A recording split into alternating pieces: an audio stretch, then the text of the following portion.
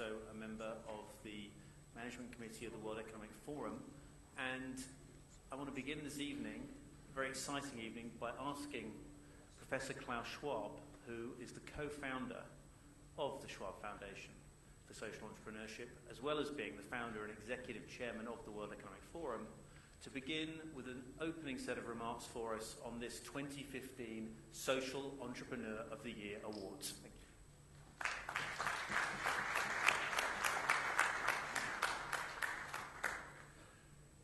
Thank you, Adrian, and good evening. It's a great pleasure to be here.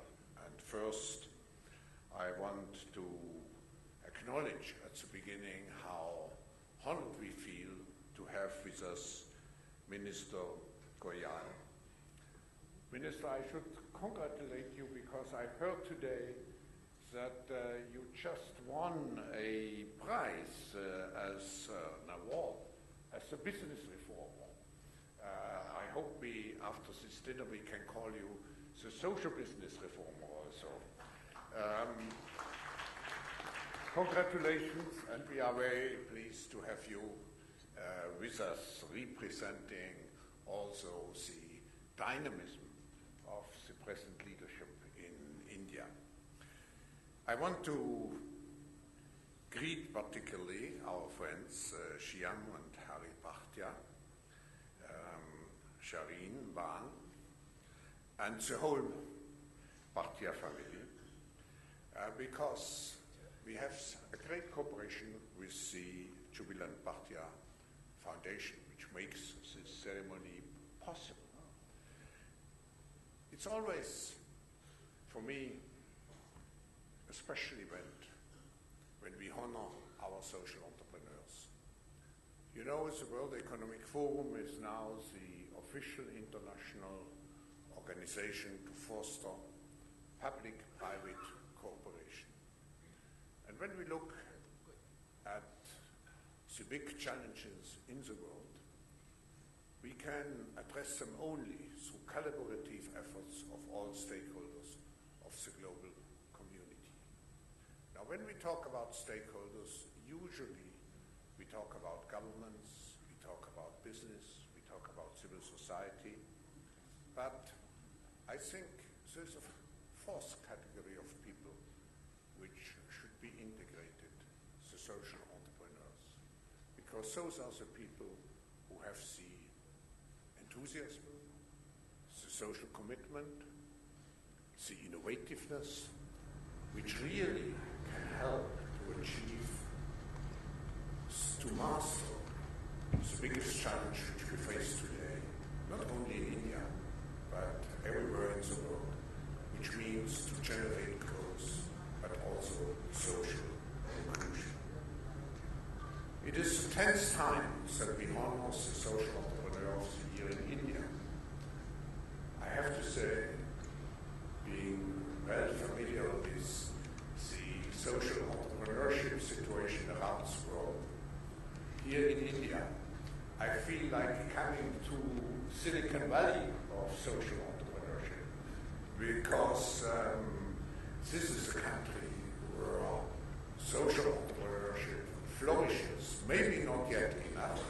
What we want to do is this celebration is to make sure that social entrepreneurship gets the necessary attention, support, and I should add, admiration in society. This year, when I speak about the Silicon Valley, this year we had over 150 applications, which shows the richness, and I would like to use this opportunity to thank all those who have applied for the Social Entrepreneurship Award. And what is astonishing is always the richness of the applications, because they cover all sectors: healthcare, education, energy minister, and I think social entrepreneurship reaches today millions and millions of households in India. So we are here to celebrate some heroes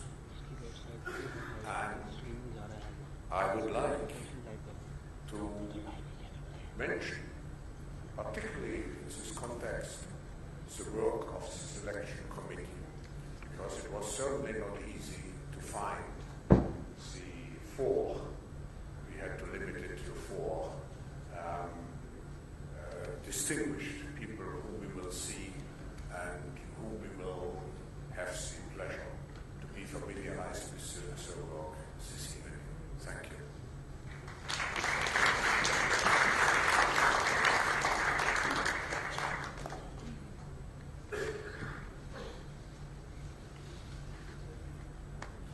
Now I'd like to call on Mr. Shyam Bhatia, the director of the Jubilant Bhatia Foundation, to say a few words. Thank you.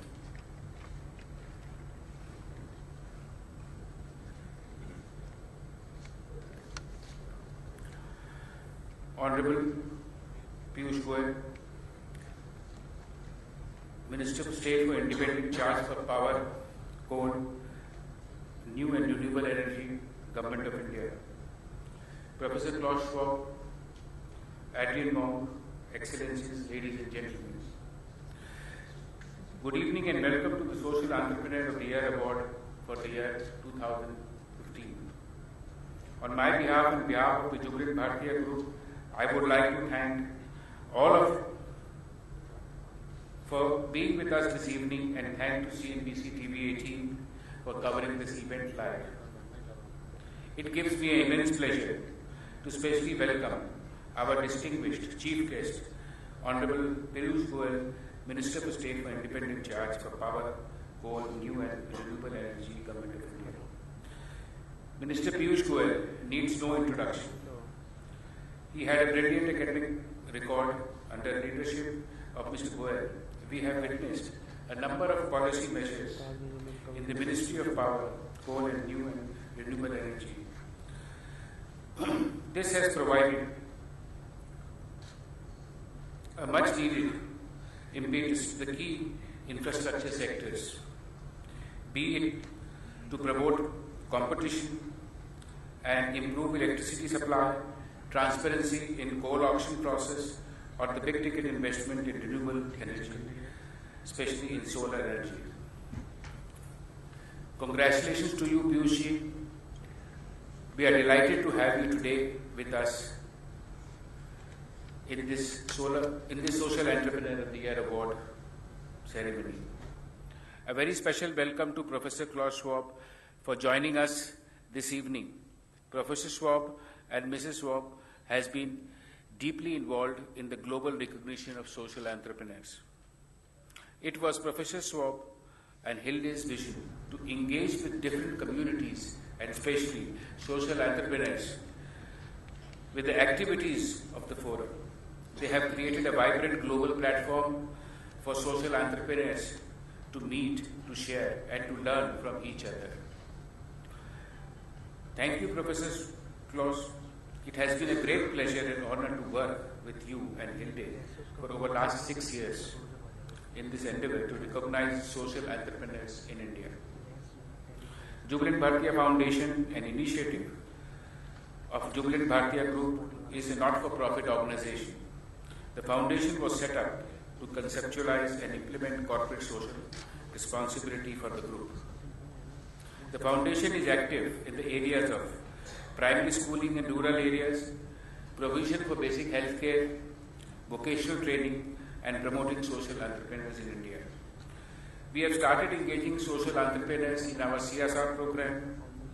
For our vocational training centers, we are supporting a social enterprise to make the entire system self-sustainable.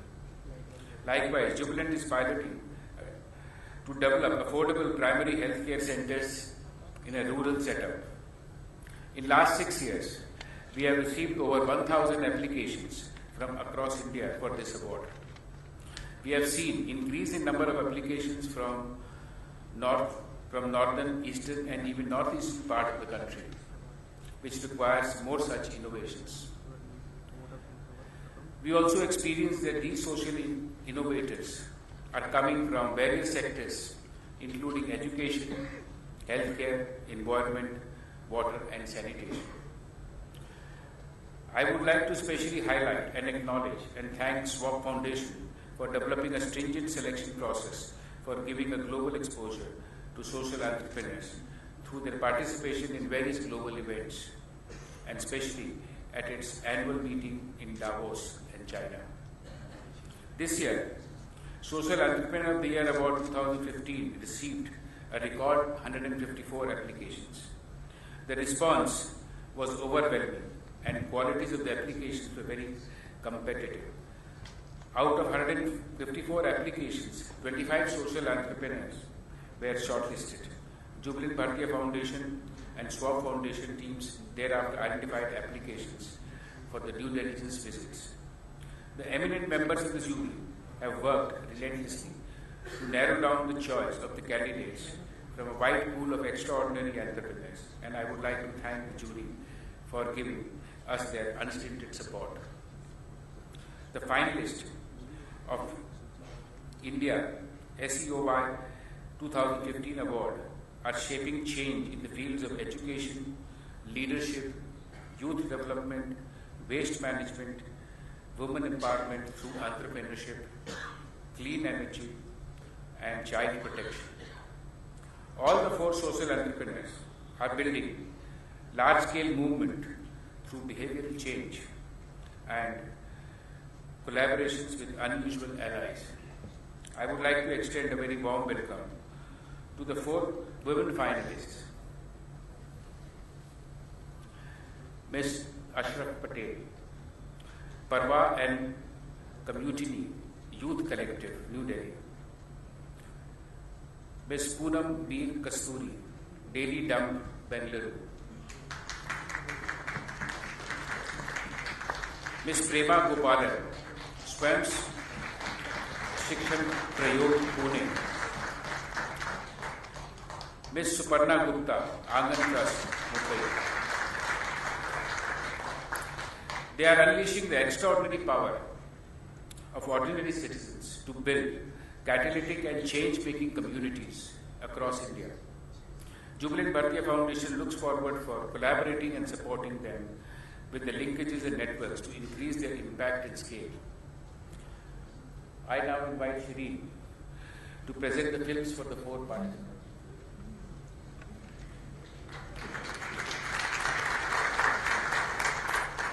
Good evening, ladies and gentlemen, and thank you very much for joining us here for the India Social Entrepreneur of the Year Awards 2015. CNBC TV 18 has been very proud to partner with the Schwab Foundation for the last 14 years to document the stories of some of India's unsung heroes. And we're back here again tonight to celebrate your success and recognize your contribution. Often at corporate events like this one, or summits like this one, we talk about growth rates, we talk about the policy imperatives to open up our markets, to liberalize further, to improve the ease of doing business. I could go on and on, but I think you get my drift. While we talk about inclusion, the conversation tends to be restricted to what the government can do or how philanthropy can make a difference. It has been our endeavor on CNBC TV 18 for over the last 14 years to look at ideas of inclusion from a very different lens. We don't want inclusion to be restricted to merely being seen as social work. Inclusion for us at CNBC TV 18 is about disruption. It's about innovation. It's about creating new categories and new markets. I think it's important to review our idea that growth alone can solve India's problems and that the trickle-down theory has its own limitations, especially in the Indian context. I think we need to think harder about relevant solutions for India, not a stripped-down version of what works elsewhere. I think it's imperative that we think about what we put in and not what we leave out so that costs are lower. While the government will continue to be at the forefront of the inclusion agenda, entrepreneurship that looks at India's problems and challenges, whether it's healthcare, education, sanitation, mobility, must be encouraged and nurtured. In order to do so, the government must adopt a more consultative approach, driven by the idea of partnership and not control. And entrepreneurs must not just think of India's consumers as consumers, but also consumers with rights. They must also look at developing scalable models. They must leverage the power of technology, but more importantly, they must design their products and services to cater to the large addressable market that is India. Before I introduce our 4 finalists to you, let me end by saying, as someone said, insanity is when you do the same thing over and over again again but expect a different result. Ladies and gentlemen, it is time to put an end to that kind of insanity and think differently about India's problems and address the solutions very, very differently. So without further ado, I bring to you the 4 finalists of the Social Entrepreneur of the Year Awards 2015. Our first finalist this evening is Prabha and Commutiny, the youth collective, co-founded by Ashraf Patel, Meenu Venkateswaran and Arjun Sekhar in 1993. The trio were 20-somethings, passed out from XLRI and working together in Delhi as management trainees when the communal riots post Babri Masjid demolition took place. Deeply impacted by what they saw around them, they decided to work with young people to understand violence and animosity both outside and within. That was the beginning of Prabha, and over the past 22 years, Prabha and Commutiny have worked with nearly 100,000 young leaders to launch social entrepreneurship and social inclusion projects. Ladies and gentlemen, here's a quick glimpse at the Prabha story.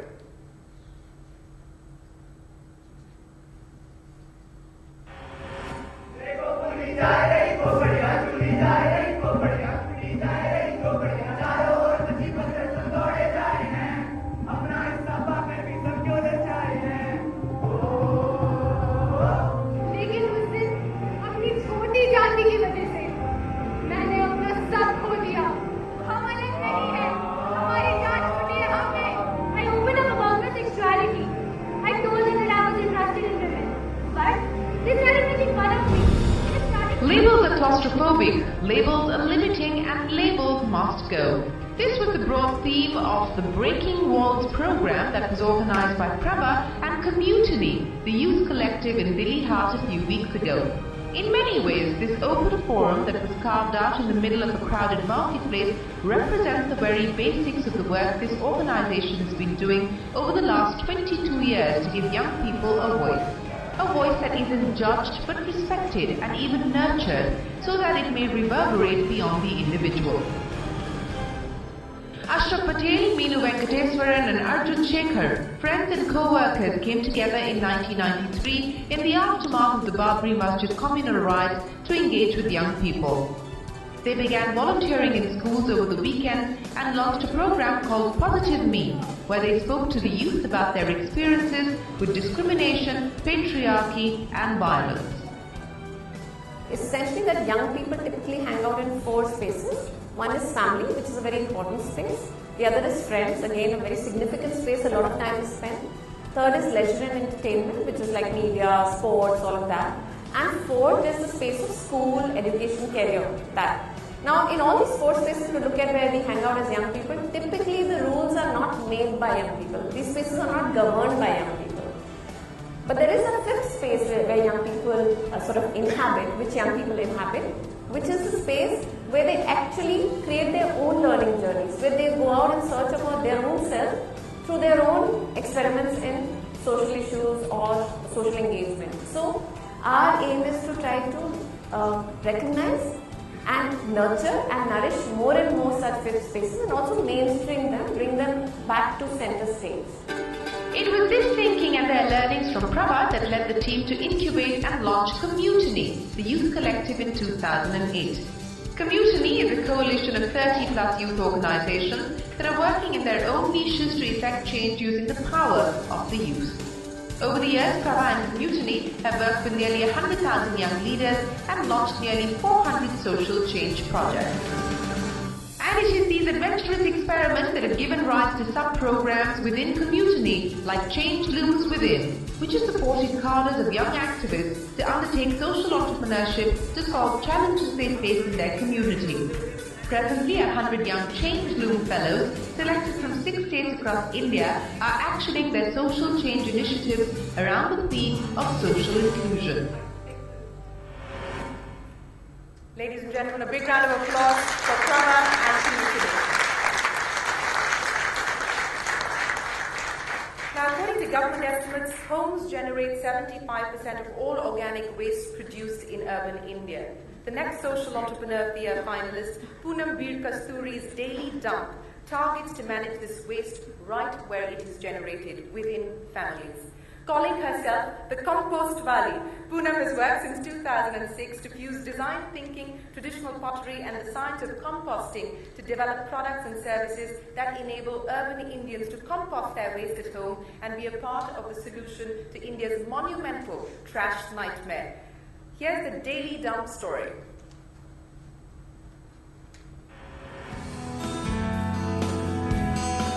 Poonam Veer Kasturi calls herself Compost Valley and proudly so. This National Institute of Design graduate began her journey in the social enterprise space with Industry Crafts Foundation. She then co-founded Shrishti School of Art and Design and worked there for 12 years. In that time, she observed the decay that rapid urbanization and the spike in population density were bringing to the Garden City. Poonam decided to bring design thinking to waste management at a household level, and so was born Daily Dump in 2008.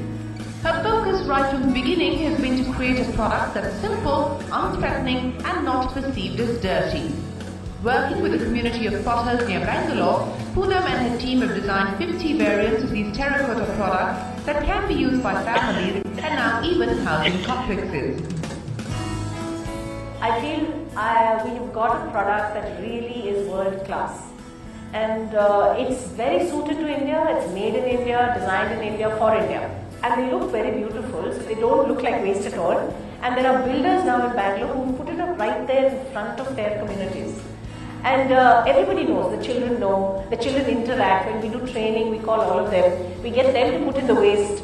So it's something that we want to do is we want to build a pride of, you're looking after waste. It's not something that's ugly and tucked away in the back and nobody knows about it.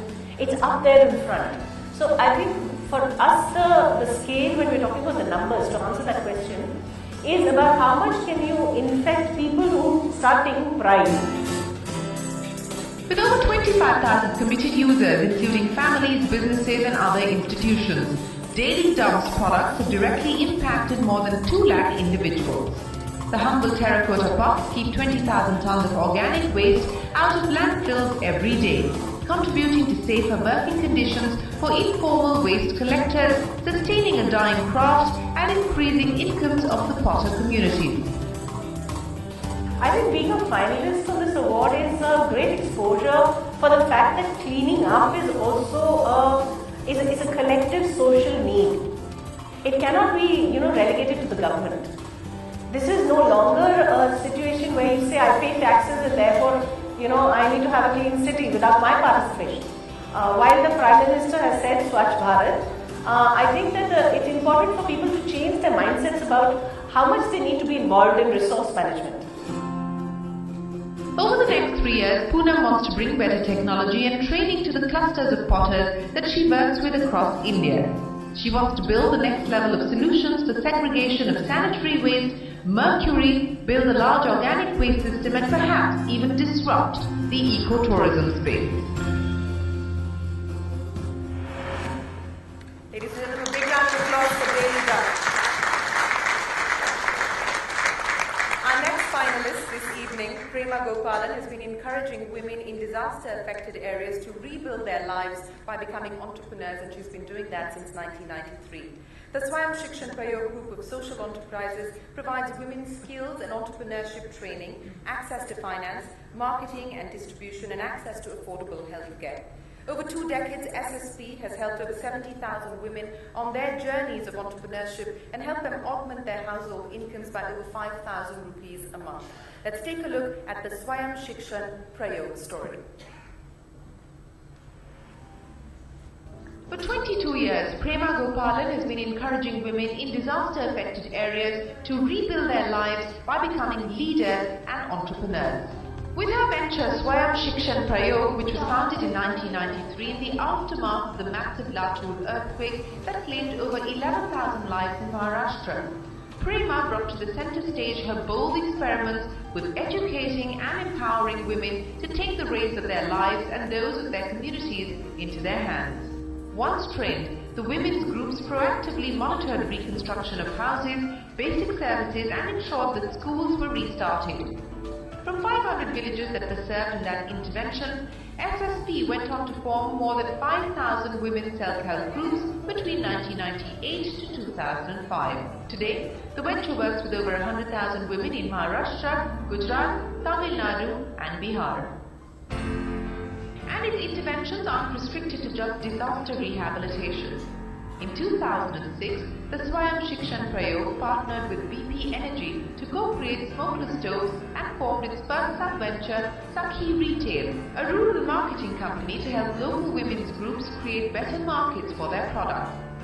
In 2009, SSP decided it must create an ecosystem, the SSP group of social enterprises that nurtures entrepreneurship and creates value chains for women to succeed in remote and excluded areas.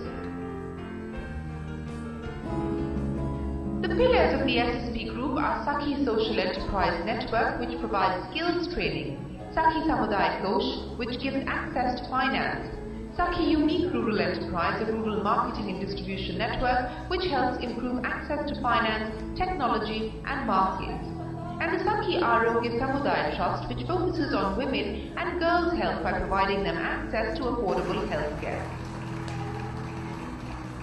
Swayam Shikshan Prayog and its enterprise ecosystem has directly impacted the lives of more than 60,000 women entrepreneurs, and this has been through building their capacities, getting them to have a vision of their business, through tailored business coaching, and through providing them microcredit and also access to new markets, products and services.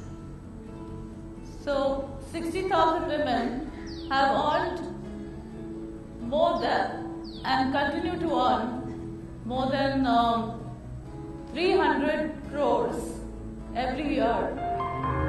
To further strengthen the ecosystem for women entrepreneurs, SSP also trains women in sustainable agriculture.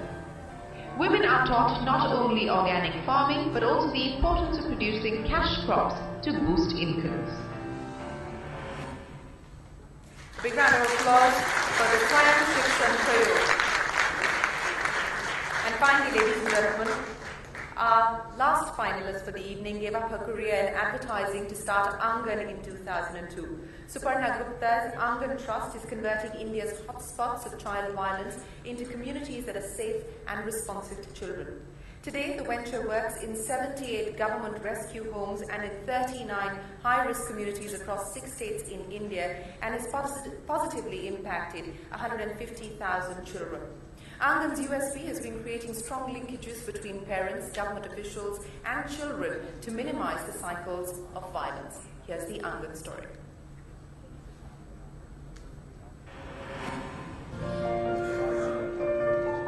Founded in 2002, Suparna Gupta's Angan has impacted the lives of over 150,000 children. Angan works in communities marked by intense poverty and violence and sets up local child safety circles that are powered by unusual allies, parents, government officials and young change makers. In 2006, Suparna partnered with more than 15 state governments across the country, making Angan the first non-profit to access hundreds of vulnerable children who are residing in state-run institutional facilities. Today, Angan works in 78 government rescue homes and in 39 high-risk hotspots like this Vadala transit camp in Mumbai. Our aim is to find the group of vulnerable children and then work in a holistic way that encompasses children, of course. We work with children, we run safety groups, girl safety groups and boy safety groups. Then we work with the parents, so we train parents to be barefoot child protection workers, and in turn they involve the larger community. And finally, the government officials, who nobody tends to have a lot of faith in, but our communities learn how to negotiate with them and activate them. And when they all start working together in a very coordinated way, that's really when the magic happens. And for the magic to happen, the venture has created a Charaha program for boys and a Shakti program for girls, where the focus is on rehabilitation. These programs involve exercises and role play to help boys and girls identify safety risks. Only in the last 1 year, the venture has impacted 57,000 children so far and sent 1,000 children back to school. The group does community projects as a large community because they have now so much support for each other, but they also make individual safety plans. And so, for instance, you will see that a girl who is under pressure to get married will call on her peer group, and together they will go to the parents and in the past have convinced parents not to get their daughters married so early. एक महीने पहले मेरी mummy मेरे लिए एक रिश्ता लेके आई, शादी करवाने के बारे में बोल रहे थे, मगर मैंने मम्मी को बहुत समझाया कि शादी अभी नहीं करना चाहिए क्योंकि मेरी उम्र भी बहुत कम है। मैंने उनको समझाया कि अभी शादी करने से क्या क्या हो सकता है करके। कोई लड़का अगर मैं उससे शादी करके चले, आगे चलकर क्या पता वो मुझे मेरे साथ रखेगा, कहीं छोड़ के चला गया तो मुझे फिर बाद में मैं अपने पैरों पे खड़ी नहीं हो पाऊंगी। अगर मैं पढ़ लूंगी तो आगे चलकर मैं खुद के पैरों पे खड़ी हो जाऊंगी, अगर ऐसा कुछ हो भी सकता है तो आगे। Empowering young girls like Chakrabarti, the venture also has a program called PACT, or Parents and Child Against Trafficking, where parents are trained on a child's safety needs and they in turn help to identify child protection issues in the community. Ladies and gentlemen, the 4 finalists of the Social Entrepreneur of the Year 2015. You can catch their stories on CNBC TV 18 this weekend. And for now, I hand it back to you, Adrian. Thanks so much, Shireen. And 4 amazing women leaders. What a fantastic group to choose from. But they're all winners as far as we're concerned. They've all made a fantastic impact, and it's a great pleasure to ask Minister Goyal to come up and present them with their certificates to recognise how far they've come. And you've seen from those fantastic videos what an immense difference they're making to the lives of tens of thousands of people. Minister, can I invite you up? And can I begin? And I know you can all applaud because I've heard you doing so well. Can I ask Ashraf from Pravat to come on up?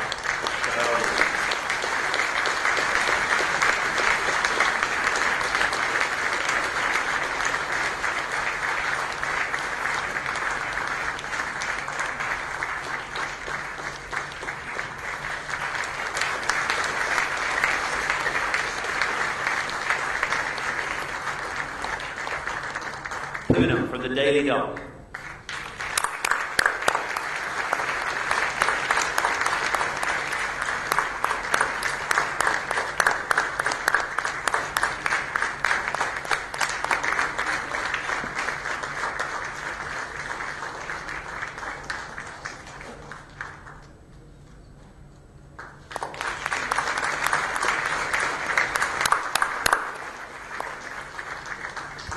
SSK.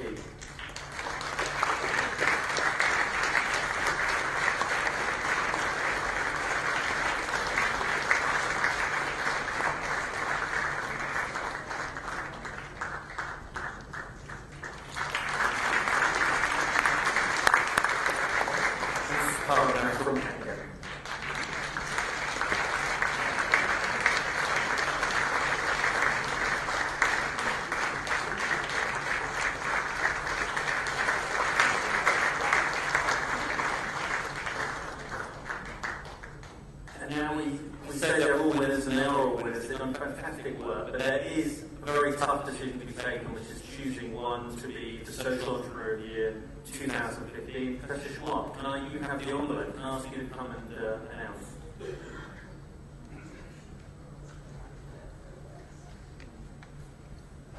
I have to say, if I would have made the decision, I would know. I was so impressed, so it would be a surprise. Like in Hollywood. So the Indian Social Entrepreneur of 2016, 2015, I'm forward already. 2015 is Poonam Kasuri.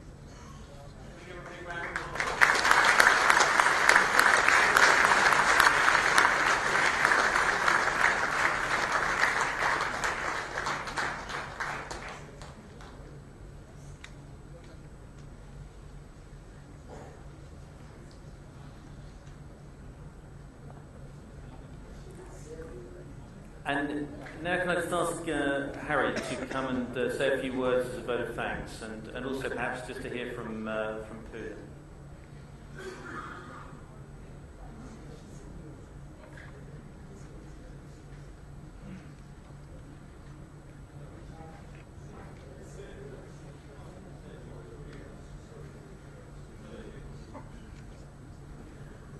First of all, I'm in August company. All the big guys of business.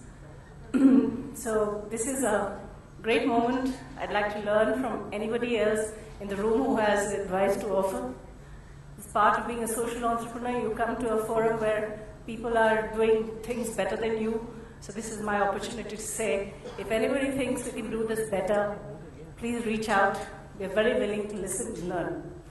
And thank you, Schwab Foundation and Jubilant, for recognizing that waste is an issue. It is an issue.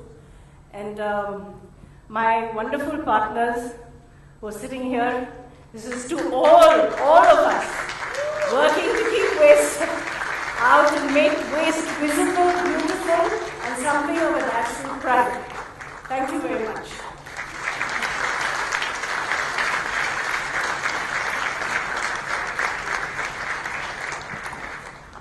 You've kindly given the awards. Can I ask you to come and say a few words about the Process Art winners and social entrepreneurship? Thank you so much.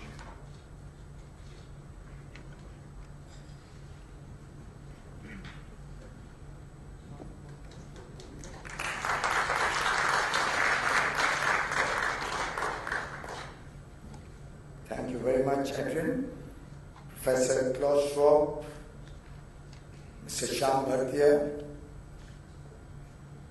Mr. Hari Bhartia, the very charming Ms. Shireen Bhan, Adrian Monk, who's very well known to all of us for some time and has been doing some wonderful work at the foundation. We have some very distinguished jury members who are present with us here today, some very distinguished captains of business and industry, also government. We have Mr. N.K. Singh here and Ms. Shobna Bhartia, both of whom have been colleagues in Parliament with me and absolutely outstanding persons, both with a social bent of mind and with a deep understanding of business.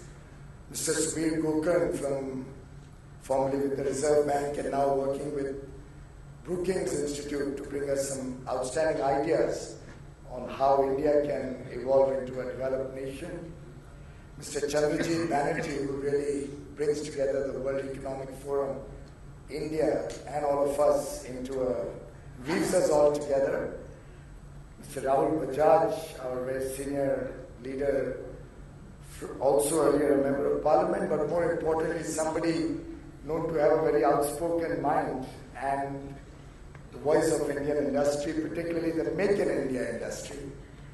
Mr. Omkar Kanwar, Nikhil Miswani, and so many other very distinguished persons. I won't take everybody's names, but I do recognize everybody's presence on this very, very important occasion. Ladies and gentlemen, with the permission of Professor Schwab, I'd like to begin by paying my deepest respects to Shri Brij Mohan Munjal, who we lost. Somebody who was a doyen of Indian industry, a very, very well-known philanthropist himself, and somebody who's left behind a legacy not only in the business world but also in the world of corporate social responsibility. I must compliment the winner today, Ms. Poonam Bir Kasturi, for the outstanding work that she's doing. In fact, work which is very dear to my heart, something which in some sense I relate to, something which I'm responsible in some ways for. And I'll make a couple of announcements which I hope will make Poonam Ben quite happy today. But all the four finalists, Ms. Kasturi, Ms. Ashraf Patel, Ms. Prerna Gopalan, and Ms. Suparna Gupta, I think deserve the highest accolades for the outstanding work that they are doing. In fact, it is these women of substance who truly define India and who help us understand the power of womanhood in India. I was just sharing with Professor Schwab why I got a little late coming in. I had gone to Mumbai late last night. Today is a very auspicious day for all women in India. I don't know if anybody here is familiar with the festival of Hoi Mata. Today is a day where mothers fast for their children and for the well-being of their children. And they break the fast only when they see the star in whom they find the reflection of their children. And in that sense, it's a great thing to see that all the 4 finalists today are women who have helped India grow, who have helped India evolve, and helped all of us reach where we are. Madam, the work that you're doing resonates very closely with me, because I in fact went to MIT only a month ago to discuss a particular project where MIT has done some outstanding work on processing waste and collecting waste. One big challenge we face in India is the large amount of garbage and the infrastructure to collect that large amount of garbage given the huge density of population that we have. I was seeing the very innovative solutions that you put forth, particularly the very well-designed dumpers or the dust bins, as well as the work on vermiculture. But I'd like to draw the attention of all of you to a research that MIT has done and is now available in the market. And I'm particularly keen to bring that to India and would love to partner with any social organizations to make that happen. These are solar dustbins called, I think, the Big Belly, which have a solar panel on top, which provides a little bit of electricity and keeps compressing the waste down and is able to accommodate probably 8 or 10 times the volume of waste, given that most of waste has a lot of water in it, has a lot of hydro component in it. So if we can set up a large web of these kind of dustbins, which dovetails the solar energy program, compresses the waste, it reduces significantly the movement of garbage trucks which move that waste out of these garbage cans. Obviously also adding to a lower amount of pollution. Because these garbage trucks, I'm sure we've all seen them spew a lot of pollution as they go around collecting the garbage. But something like this can actually bring down the amount of garbage that we see all strewn all over the place. Lesser number of very well-designed, beautiful dustbins. And I wouldn't be surprised if we could possibly use Poonam Ben's waste disposal mechanism, dovetail that with an indigenous solar solution, and possibly come up with something which can help us make India cleaner, help us achieve the Prime Minister's very passionate appeal to all of India for a Swachh Bharat, a clean India. In fact, it's something which all of us in government are very, very committed to. I'm just going to release a tariff policy very soon on the Indian electricity sector. One of the ideas in that tariff policy that I hope to get approved is to make sure that whatever garbage is collected and processed and converted to wealth, the Prime Minister has articulated it very well even in our INTCs that we have put forth for the COP21 in Paris, that India believes we should convert our waste to wealth. And one of the components of that wealth is electricity. We are now coming up with a policy compulsion which will ensure that local electricity bodies will compulsorily buy any amount of energy that is produced out of or processed out of the waste and generated out of waste. And I do believe that will help us get an economic model also for processing and collection of garbage. Another thing that we are coming out with, and I do hope very socially conscious citizens sitting in front of me will appreciate, is that every bit of water that comes out from the cities or from the municipalities, which can be processed and used in the electricity plants, will be compulsorily used in any electricity plant situated in a radius of about 100 kilometers from the municipality, from the processing plant. So that provides us water which is required for electricity generation, but will also release a lot of water which can then go to serve the people of India. So clean energy, clean water, which would otherwise go into electricity generation, would now be available, particularly in the drought-prone areas like Solapur. Solapur today is starved of water, considering the drought that we had in Maharashtra. Whereas there's a power plant right outside the city, which is using clean water. So ideally, we would like to see the reprocessed water go into the power plant and clean water get into the cities. And that's another policy compulsion that we are bringing in. Both of these, I hope, will meet the efforts to bring about a cleaner environment, to bring about processing of waste, so that India does not contribute to pollution, but in fact helps to ameliorate some of the problems of environment. It's a great idea to recognize, reward, and encourage social entrepreneurs. In fact, India has had a very rich tradition of giving. It comes very naturally. All our history, all our tradition, all our culture talks about sharing, talks about giving. Now we have also brought it into the statute book when we talk of a compulsory 2% CSR out of whatever profits that corporates make. In fact, in the public sector companies in my charge, we have decided we will go beyond the 2%. So we will do 2% of whatever were the profits until last year, and whatever incremental profits we make, we'll add 5% of that into the CSR budget, so that we can have an even larger kitty to work with. And I do believe that this will have to be a joint and collaborative effort of such wonderful organizations as you have recognized and as you have studied out of the 154 organizations in this field. Government, public sector undertakings, and then the local bodies or local organizations which actually on the ground can reach this benefit to the people of India.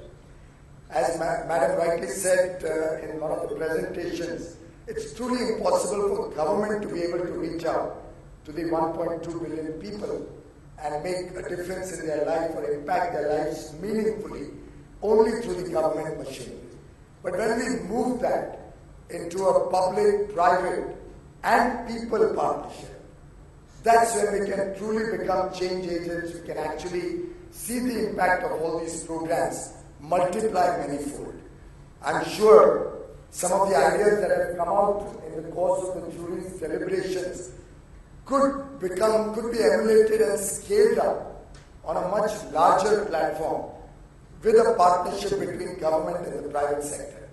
In fact, there are so many government programs where we find a great degree of inability to reach that benefit to the last man. I remember in one conversation with the Honorable Prime Minister where he was talking about a particular program which gives some benefit to pregnant women very close to the delivery. He called all the officials and asked them, how does the pregnant woman really know that there is such a scheme of the government which can benefit the lady in the last couple of months? And none of the officers could actually articulate how they are going to make sure that every pregnant poor lady in the rural areas would know about that scheme. And the Prime Minister was quite aghast, because if we in government, if the officers themselves are not aware of the scheme or how the schemes are reaching the people of India, then it's quite obvious that the actual beneficiaries will never be able to get the benefit of these schemes. That's where I think organizations such as the ones you have recognized today and other social enterprises across the country can actually play the role of catalyzing government programs dovetailing them with their own initiatives, and reach the benefits of these large programs to the last man at the bottom of the pyramid. In fact, for me personally and for our government, the ideology that we subscribe to was articulated by Pandit Deen Dayal Upadhyay over 50 years ago when he spoke about integral humanism. Pandit Deen Dayal Upadhyay believed that a person can never be satisfied or can never be happy unless we look at all dimensions of a person's life. It could be education, it could be healthcare, it could be leisure and recreation, it is family values. When the entire composite personality of a person is taken into consideration, it's only then that the human being can truly flourish, can truly be happy. In fact, countries today are talking about the gross happiness index, something which Pandit Deen Dayal Upadhyay spoke about more than 50 years ago. And in that sense, to reach the benefits of all these schemes to the bottom of the pyramid would be a great endeavor where I'm sure the Jubilant Bhartiya Foundation, the Schwab Foundation, and all other well-meaning, like-minded organizations can partner with the government and make sure that all these large budgetary outlays truly reach the people of India. In fact, when the Prime Minister announced on 15th of August 2014 the program to have a toilet separate for boys and girls in every school in India, particularly in rural India, particularly in the eastern parts of India, which have largely remained deprived of the fruits of development. He spoke from his heart. He was very, very keen that within a year, no school in India should remain without a toilet for boys and girls. And it's not only a question about sanitation. It links up with hygiene, it links up with healthcare, it links up with the dropout rate of girl child, particularly in the higher classes. And when that project was articulated from the ramparts of the Red Fort, I'm delighted that all of India worked as Team India and got tracking to achieve this goal in 1 year's time. And on 15th August 2015, we were able to announce that India has a toilet for every child, school-going child, separate for boys and girls through the length and breadth of India. Almost 400,000 new toilets were made functional during this 1 year period.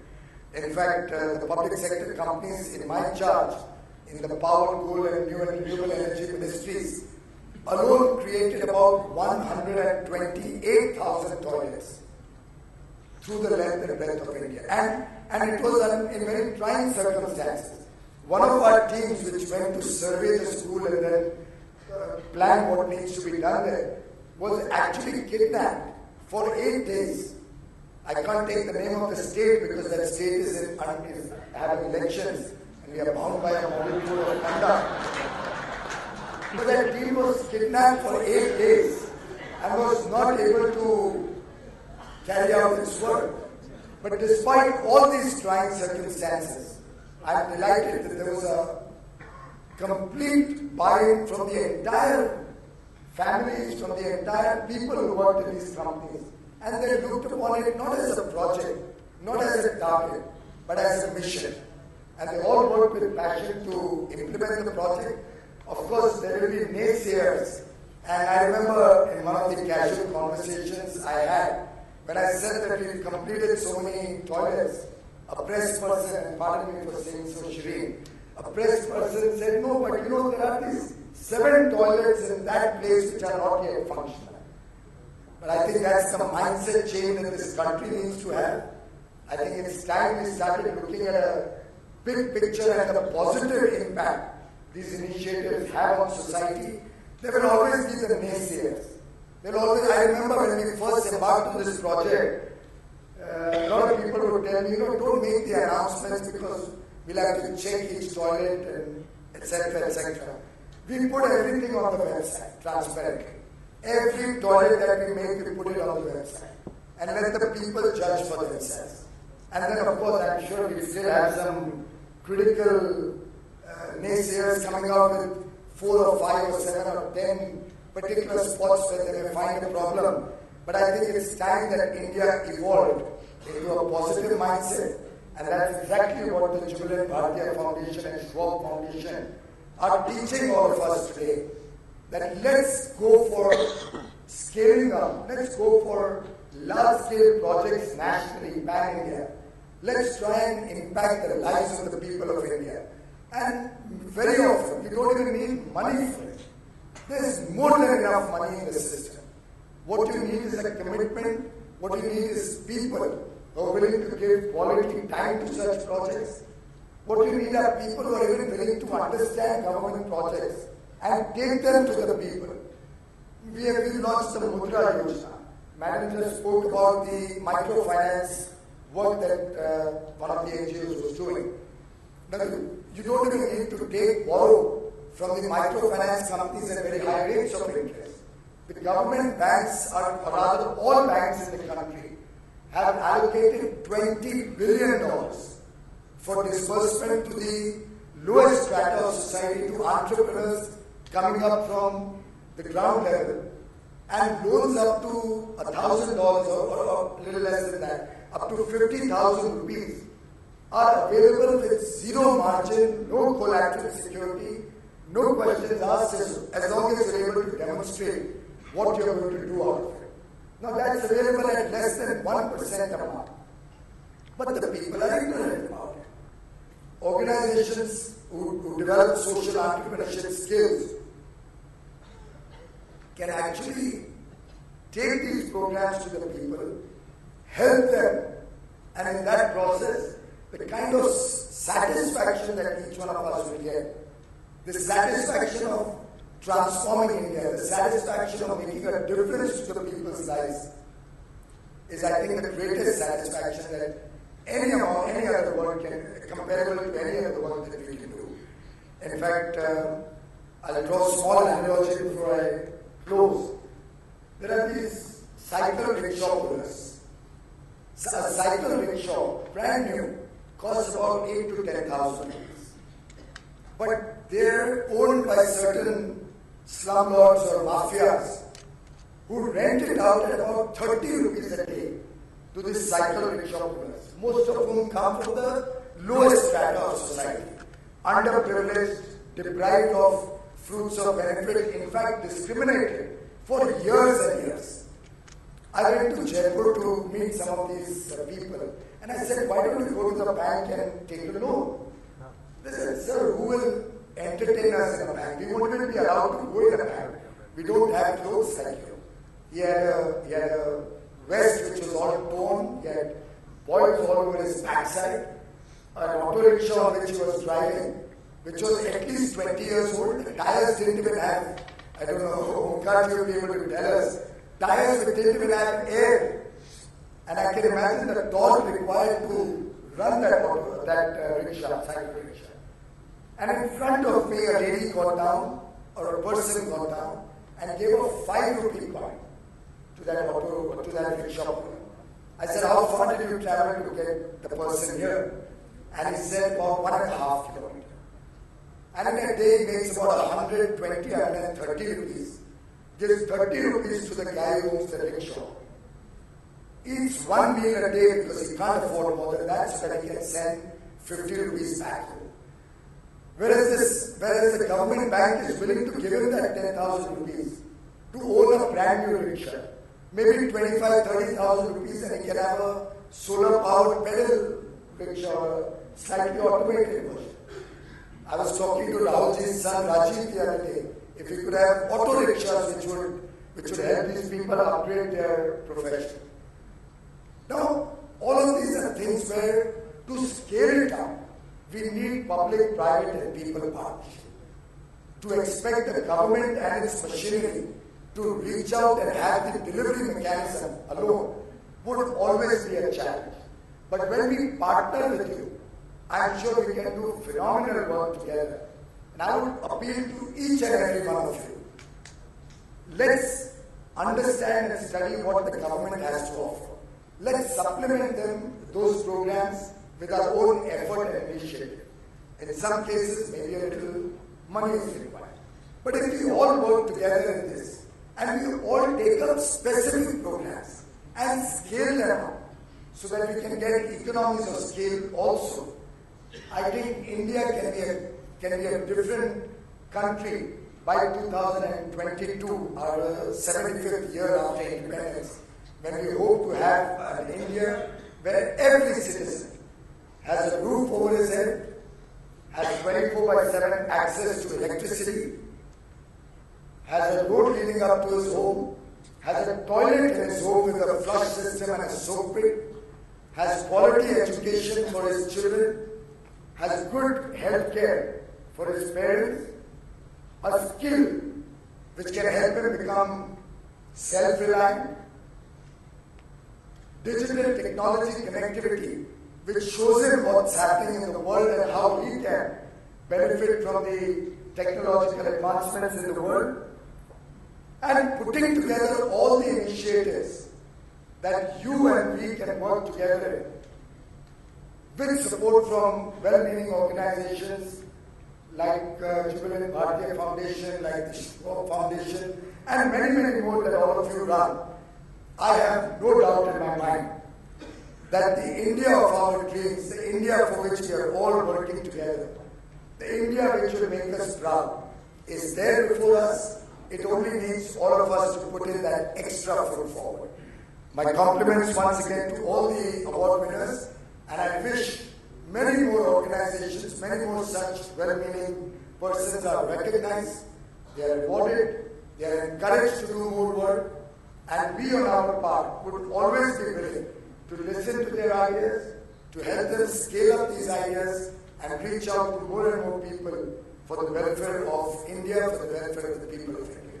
My compliments to the organizers and very beautiful.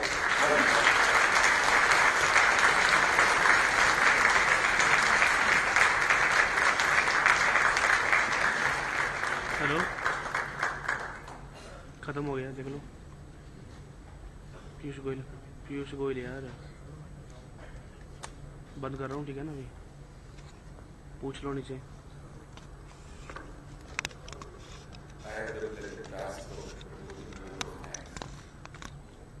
But before I do that, I must share with you that as an entrepreneur, as a businessman, I'm constantly humbled when I come to this award ceremony to see this amazing set of social entrepreneurs. They are able to do so much of impact for thousands of people with very limited resources, constantly innovating, using systems and processes, training. Look at the amazing story of the fifth space, that you are able to empower youth to discover and transform their own selves. It's amazing. One of the organizations runs, they have 70,000 women entrepreneurs. And you can imagine the impact on the lives of their families. The Daily Dump, Poonamji, who won the award, how many habits she's changing in different households, the kind of design innovation. She has a design background and she applied that to bring this amazing transformation. And I always feel as businessmen, as politicians, as we have to learn a lot in terms of how with limited resources such impactful activities carried out. So congratulations to our 4 women entrepreneurs for this amazing work